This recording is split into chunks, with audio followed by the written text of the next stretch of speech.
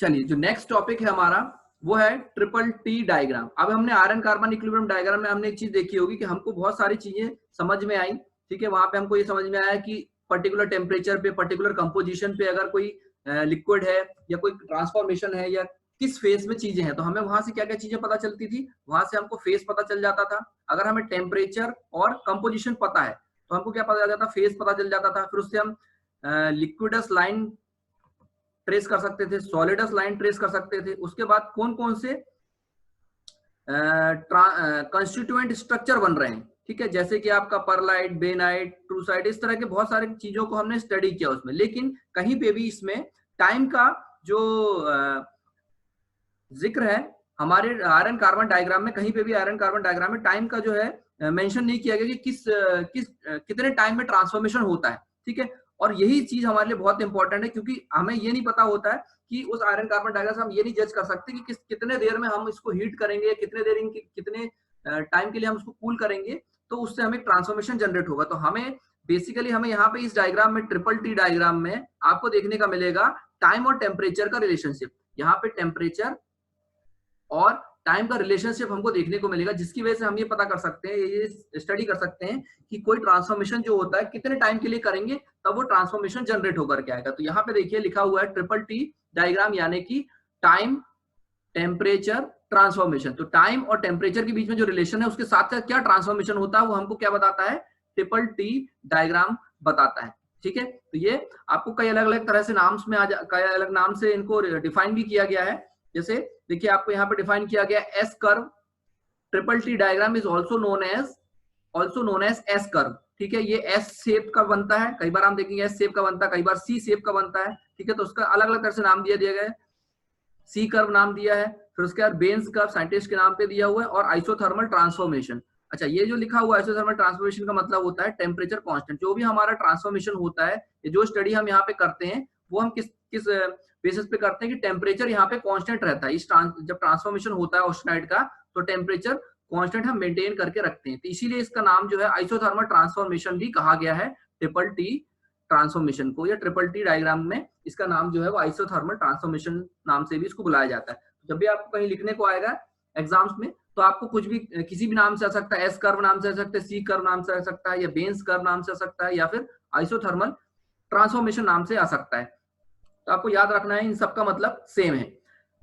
Next point देखिए, triple T diagram shows the relationship between temperature and the time taken for the decomposition of the decomposition transformation to takes place in the metal when the transformation is isothermal। यहाँ पे हमें ये diagram जो है, जैसे मैंने पहले बताया आपको, टाइम और टेम्परेचर के बीच में एक रिलेशनशिप एस्टेब्लिश करता है, जो कि हमें समझाता है कि किस तरह का ट्रांसफॉर्मेशन हो रहा है। ठीक है, और वो ट्रांसफॉर्मेशन जनरली जो होगा कांस्टेंट टेम्परेचर पे होगा। Triple T diagram is used more particularly in the assessment of the decomposition of the austenite in the heat treatable steel। अब यहाँ पे हम बात कर रहे हैं जो ट्रिपल टी डायग्राम है, जो बेसिकली जो है ऑस्टेनाइट जो हमारा बनता है। ठीक है, आयरन कार्बन डायग्राम में हमने देखा था जब लिक्विड से जो क्या होता है, जब लिक्विडस लाइन को क्रॉस करने के बाद जो स्ट्रक्चर बनता है वो क्या बनता है, कंस्टिट्यूएंट स्ट्रक्चर कौन सा बनता है, ऑस्टेनाइट बनता है। अब उस ऑस्टेनाइट का जो डिकम्पोजिशन है उसी से सारी चीजें बनती है, हमने देखा था डायग्राम में। परलाइट, सीमेंटाइट, बेनाइट, जितने भी स्ट्रक्चर होते हैं, परलाइट, बेनाइट, ट्रूसाइट, सीमेंटाइट, जितने भी स्ट्रक्चर्स बनते हैं आपने देखा ऑस्टेनाइट से जनरेट होते हैं। तो हमें ऑस्टेनाइट जो रहता है वो बेसिकली एक बेस है सारे स्ट्रक्चर्स के लिए। तो हमें अगर मान लीजिए किसी मेटल में, किसी अलॉय में हमें क्या करना है, हीट ट्रीटमेंट करना है। मैंने आपको हीट ट्रीटमेंट का जो मतलब था पहले ही बताया था, किसी तरह की स्पेसिफिक प्रॉपर्टी को इंड्यूस करना, हमें इसको कहलाते हैं हीट ट्रीटमेंट। जैसे टफनेस हो गई, हार्डनेस हो गई, या ब्रिटलनेस हो गई, ये जो कहलाती है हीट ट्रीटमेंट की वजह से ये प्रॉपर्टीज जो है वो सरफेस की प्रॉपर्टीज या इंटरनल प्रॉपर्टीज को या स्ट्रक्चर्स को चेंज किया जाता है, इसी को कहा जाता है हीट ट्रीटमेंट। तो जो भी स्टील होगा उस स्टील को अगर हम हीट ट्रीटमेंट कर सकते हैं तो उसको कहेंगे हीट ट्रीटेबल स्टील। और उसमें क्या करेंगे, हम उसको ऑस्टेनाइट स्टेज पे ले जाएंगे, ऑस्टेनाइट उसको बनाएंगे और उसके बाद उसमें ट्रांसफॉर्मेशन करके हम उसकी प्रॉपर्टीज को चेंजेस करेंगे। तो यही है बेसिकली ट्रिपल टी डायग्राम, जो सारा इसी के आसपास मूव करता है। ठीक है, तो ये होगा introduction of the triple T diagram. आप समझते हैं कि क्या डिफरेंस है। डिफरेंस मैं आपको बता चुका हूं कि यहाँ पे बेसिकली टाइम इन्वॉल्व हो जाता है हमारा टेम्परेचर के साथ। ठीक है, लेकिन आयरन कार्बन डायग्राम में ऐसा कुछ भी नहीं हो रहा था। यहाँ पे क्या होता है, टाइम इन्वॉल्व हो जाता है टेम्परेचर के साथ, बस ये बेसिक डिफरेंस है। ठीक है। और दूसरी चीज टेम्परेचर यहाँ पे कांस्टेंट होता है इस ट्रांसफॉर्मेशन में।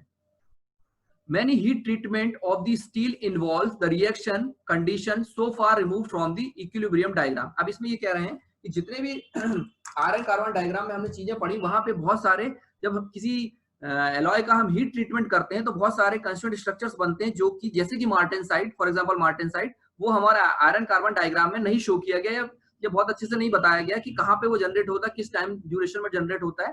तो यहाँ पे जब हीट ट्रीटमेंट स्टील की करते हैं तो ऐसे बहुत सारे कंटेंट होते हैं जिनको आयरन कार्बन डायग्राम में रिमूव कर दिया गया या वहां पे नहीं बताया गया, ठीक है। Like in iron carbon equilibrium diagram, it is of only limited use in the study of steel cooled under non equilibrium condition. हम जब आयरन कार्बन की बात करते हैं तो नॉन इक्विलिब्रियम कंडीशन होती है, नॉन इक्विलिब्रियम कंडीशन होती है यहाँ पे, ठीक है। और इसमें हमें कहीं पे भी टाइम के बारे में नहीं बताया जाए कितने टाइम में ट्रांसफॉर्मेशन होता है। नेक्स्ट पॉइंट देखिए, the iron carbon equilibrium diagram shows only the phase, जैसे मैंने आपको बताया पहले कि फेज बताता है सिर्फ, और रिजल्टिंग माइक्रोस्ट्रक्चर्स बताता है कि परलाइट बन रहा है, परलाइट बन रहा है कि बेनाइट बन रहा है, टू साइड बन रहा है, क्या बन रहा है, सिर्फ हमको ये वहां पे ये चीज समझ में आती है, लेकिन हमें टाइम का कोई भी उसमें कंसेप्ट नहीं बताया गया है, ठीक है। Correspond to the equilibrium condition. Iron carbon diagram is restricted to finding the austenitizing temperature. ये जो है सिर्फ हमें ऑस्टेनाइजेशन का टेम्परेचर बताता है कि किस टेम्परेचर पर जाकर के हमारा स्टील जो है ऑस्टेनाइज हो जाता है, और हमें फेज बताता है, प्रिडिक्टिंग फेज, हमें सिर्फ फेज बताता है और ऑस्टेनाइजिंग टेम्परेचर बताता है, इसके अलावा कुछ नहीं बताता। अगर हमें दो चीज पता है, पहली चीज कार्बन का परसेंटेज और हमें टेम्परेचर पता है, तो हम उससे क्या पता कर सकते हैं, ऑस्टेनाइजिंग टेम्परेचर पता कर सकते हैं, और दूसरा आपका फेज पता कर सकते हैं। इसके अलावा हमें टाइम का कोई भी रिलेशनशिप इसमें शो नहीं होता है। तो ये एक बेसिकली ड्रॉबैक है हमारे आयरन कार्बन सिस्टम का, जो कि हमें ट्रिपल टी डायग्राम में हम इसको कवर अप करते हैं, ट्रिपल टी डायग्राम में इस चीज को स्टडी किया जाता है। अब इंपॉर्टेंस देखिए, importance of triple T diagram. Many metallurgist, metallurgist का मतलब होता है जो स्टडी करते हैं, ठीक है, जो लोग मेटल्स की स्टडी को करते हैं, मेटल की स्टडी करते हैं, ठीक है, जिनको मेटल की स्टडी, जो लोग मेटल की स्टडी करते हैं उनको कहते हैं मेटलर्जिस्ट। तो बहुत सारे मेटलर्जिस्ट ने ये चीज बताई कि हमारा जो ट्रांसफॉर्मेशन होता था आयरन कार्बन डायग्राम में, उसमें बहुत सारे से ट्रांसफॉर्मेशन होते हैं जो कि आयरन कार्बन डायग्राम में मिसिंग है। Realise that at the time of at time temperature transformation of the austenite, transformation had a profound influence on the transformation product and the subsequent properties of the steel. It means कि हमारा जो time होता है वो बहुत ज्यादा properties को influence करता है, ठीक है, जो प्रॉपर्टी बन रही है और जो आपके स्ट्रक्चर बन रहे हैं, कंस्टिट्यूएंट स्ट्रक्चर बन रहे हैं, उसको भी बहुत ज्यादा इन्फ्लुएंस करता है। तो हमारे लिए टाइम का इंपॉर्टेंट रोल है कि किस रेट ऑफ कूलिंग, मतलब रेट जहां पे आ गया या टाइम की बात कर रहे हैं, रेट बोले या टाइम बोले, ठीक है, ये दोनों चीजें लगभग सेम है कि किस रेट ऑफ कूलिंग से कूल हो रहा है या कितने देर में कूलिंग होता है। तो ये जो है बहुत ज्यादा इन्फ्लुएंस करता है किसको, प्रॉपर्टीज को और स्ट्रक्चर्स को। इसको एक एग्जांपल से समझेंगे। The microstructure and the properties of the quenched steel are depend upon the rate of cooling which prevails during the quenching. अब क्वेंचिंग बताने की जरूरत नहीं, क्वेंचिंग में पहले बता चुका हूं कि हम क्या करते हैं, कंटेनर में ऑयल या वाटर को फिल कर देते हैं और उसके बाद क्या करते हैं, उसमें हम हमारा वर्क पीस जो भी होता है उस वर्क पीस को क्या कर देते हैं, डिप कर देते हैं। अब इसमें क्वेंचिंग के पहले जो स्ट्रक्चर बनता है वो रेट ऑफ कूलिंग डिसाइड करता है कि क्या रेट ऑफ कूलिंग रहेगी, उसके हिसाब से क्या बनेगा। जैसे हमने बात करते हैं ऑस्टेनाइट जब हमारा बनता है तो ऑस्टेनाइट से हमारा क्या बनता है, परलाइट बनता है। सबसे पहले आपने देखा था डायग्राम में, आयरन कार्बन डायग्राम में हमने देखा कि ऑस्टेनाइट से परलाइट बनता है। अब जो परलाइट बनता है वो ट्रांसफॉर्मेशन, अगर हम रेट ऑफ कूलिंग चेंज करते जाएंगे तो जो परलाइट का परसेंटेज है वो भी चेंज होता जाता है। रेट ऑफ कूलिंग अगर कम होगी तो परलाइट जो है वो ज्यादा बनेगा, रेट ऑफ कूलिंग अगर ज्यादा होगी तो परलाइट का ट्रांसफॉर्मेशन कम होगा, ठीक है। और उसके बाद हम उसको क्या करते हैं, क्वेंचिंग प्रोसेस करते हैं। तो क्वेंचिंग प्रोसेस की वजह से क्या बनता है, मार्टेनसाइट जनरेट हो जाता है। ये क्वेंचिंग हम करेंगे तो वो मार्टेनसाइट जनरेट होता है। तो आपको ये चीज समझ में आ गई कि हमारा जो भी ट्रांसफॉर्मेशन का टाइम पीरियड है वो डिफाइन करता है कि कितना परलाइट या कितना परलाइट स्ट्रक्चर बनने वाला है। As the cooling rate increases, the experimentally observed transformation temperature are lowered and the metastable non-equilibrium phase may be formed. इसका मतलब ये है जैसे हम कूलिंग रेट को बढ़ा देते हैं, कूलिंग रेट को इंक्रीज करते हैं, तब क्या होता है कि ट्रांसफॉर्मेशन जो है वो ट्रांसफॉर्मेशन टेम्परेचर कम हो जाता है और उसकी वजह से एक मेटास्टेबल फेस आ जाता है या नॉन इक्विलिब्रियम कंडीशन आ जाती है, जहां पे क्या होता है मार्टेनसाइट बनता है।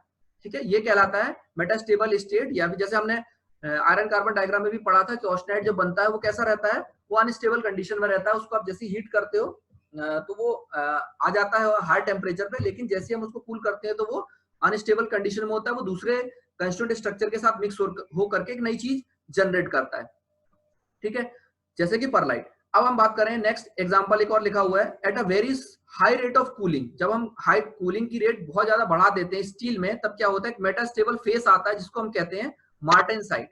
यहाँ पे देखिए लिखा हुआ मार्टेनसाइट बनता है। अगर हम हाई रेट ऑफ कूलिंग कर देते हैं तो क्या स्ट्रक्चर बनता है, मार्टेनसाइट जनरेट होता है, जो कि आयरन कार्बन डायग्राम में बहुत अच्छे से नहीं बताया गया। Can develop which of course has a no place in iron carbon equilibrium diagram। यही चीज बोली है कि आयरन कार्बन डायग्राम में उसको कहीं पे भी दिखाया नहीं गया है, समझाया नहीं गया। The principal source of the information on the actual process of the austenite decomposition under non-equilibrium condition is triple T diagram। ठीक है, तो यही है जो हमारी इंफॉर्मेशन, हमारे प्रिंसिपल सोर्स ऑफ इंफॉर्मेशन है। एक्चुअल प्रोसेस जो होती है ऑस्टेनाइट की डिकम्पोजिशन की नॉन इक्विलिब्रियम कंडीशन पे, वही बताता है कि हमारा ट्रिपल टी डायग्राम शो करता है। Which relates the transformation of the austenite to the time temperature condition to which it is subjected. इसका मतलब यही है कि टाइम और टेम्परेचर के बीच में जो भी रिलेशन होगा, टाइम और टेम्परेचर के बीच में जो भी रिलेशन होगा, उसकी वजह से किस स्ट्रक्चर में क्या ट्रांसफॉर्मेशन हो रहा है, वो हमें ट्रिपल टी डायग्राम शो करता है। ट्रिपल टी डायग्राम हमको ये सारी चीजें शो करता है। ठीक है, तो बेसिकली आपको समझ में आ गया, इंट्रोडक्शन समझ में आ गया, आपको डिफरेंस समझ में आ गया आयरन कार्बन इक्विलिब्रियम डायग्राम से, और इंपॉर्टेंस समझ में आ गया क्या इंपॉर्टेंस है बेसिकली ट्रिपल टी डायग्राम का।